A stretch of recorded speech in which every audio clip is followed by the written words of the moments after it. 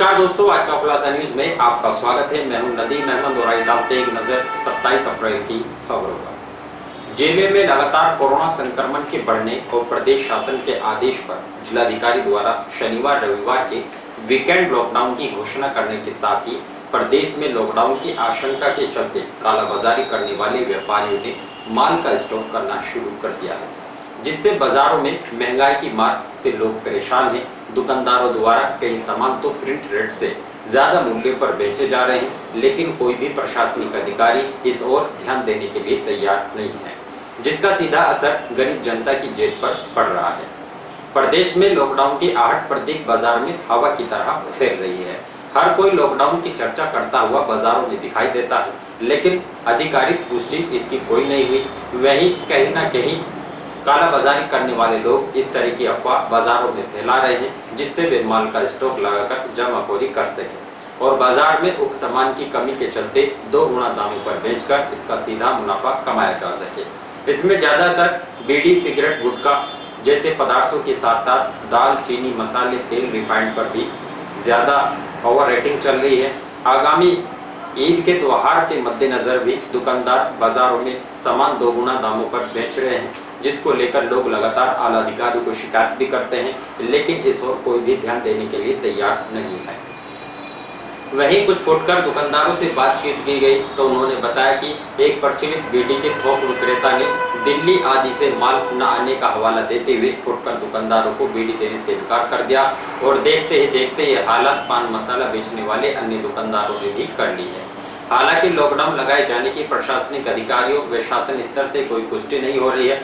Corona के बढ़ते मरीजों की संख्या को देखते हुए सावधानी बरते जाने के लिए पूरे जिले में शनिवार रविवार को पूर्ण लॉकडाउन लगाए जाने के निर्देश जारी हुए हैं। गौरतलब है कि गत वर्ष लॉकडाउन के चलते कालाबाजारी करने वाले व्यापारियों द्वारा माल का स्टॉक कर करोड़ों रुपया कमाया गया था, जिसका सीधा असर आम लोगों की जेब पर पड़ा था, जिसमें 10 रुपए का बिकने वाला बीड़ी का बंडल 30 रुपए से लेकर 50 रुपए तक बिका।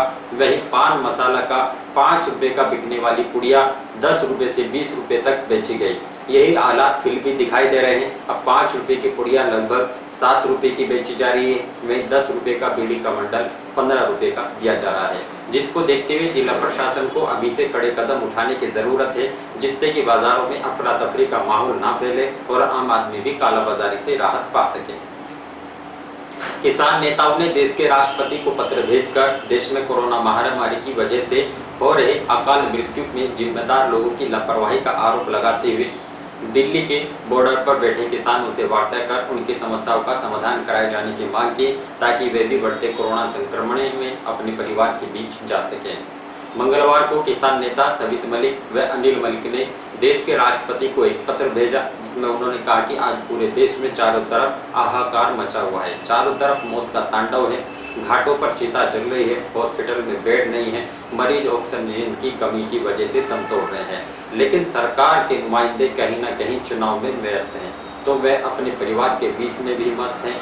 उनको देश की चिंता नहीं है, इसलिए सभी सरकारों को तत्काल बर्खास्त करते हुए पूरे देश में राष्ट्रपति शासन लागू कर देना चाहिए।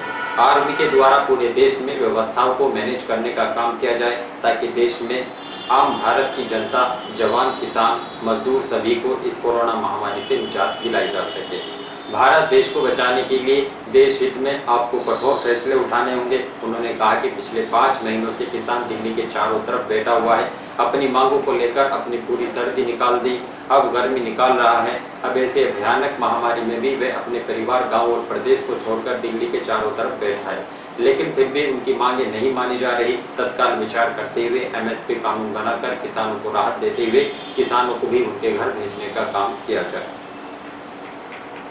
त्रिस्तरीय पंचायत चुनाव के मतदान के बाद मंगलवार को शहर के brigadier Hoshiyar Singh inter college में बनाए गए स्ट्रांग रूम में मतपेटियों की कड़ी सुरक्षा व्यवस्था के बीच रखा गया, जहां मतपेटियों की पुलिस व CCTV कैमरों से निगरानी की जा रही है।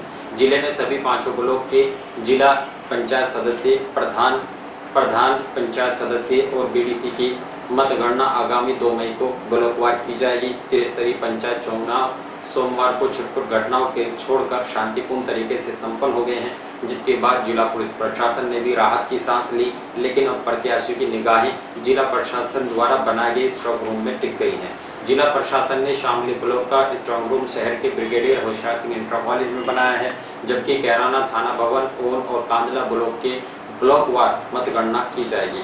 आगामी 2 मई को होने वाली मतगणना को देखते हुए जिले के सभी 5 ब्लॉकों के स्ट्रांग रूम में मंगलवार को कड़ी सुरक्षा व्यवस्था के प्रबंध किए गए थे। स्ट्रांग रूम की कमरों की निगरानी की जा रही है।